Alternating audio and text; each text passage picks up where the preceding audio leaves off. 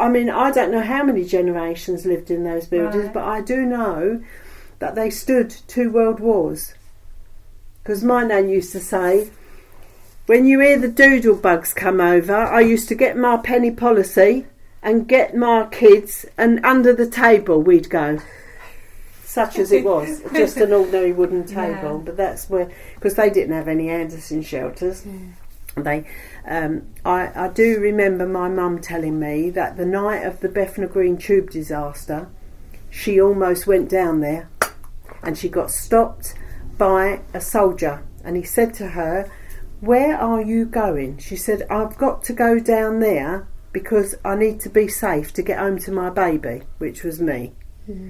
And he said, "No, you're not going down there." He said, "I'll take you home," and he took her home. So, wow.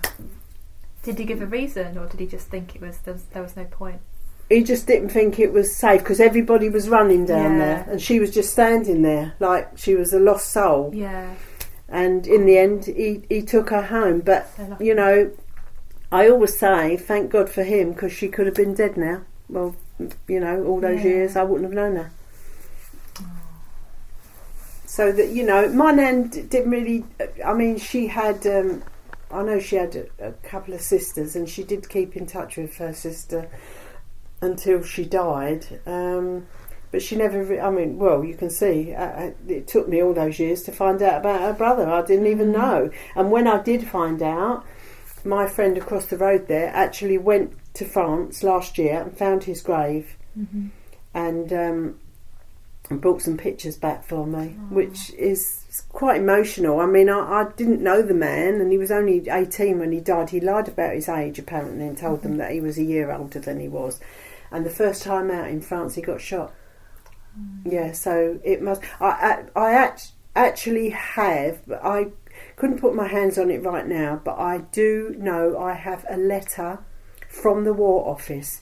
Now, it's not very legible, so it's all brown and where it's been folded. And that letter was written or typed to my great-grandmother to say that your son has been killed in action fighting for King and Country. Now, I've got that letter upstairs somewhere. And I've kept all that because I've got a little book upstairs about so big, and it's called My Book of Memories, and I've got lots of stuff in there for my children. Because my kids they know about the East End, but they don't press me on it because they know I just run away. I talk and I talk and I don't stop.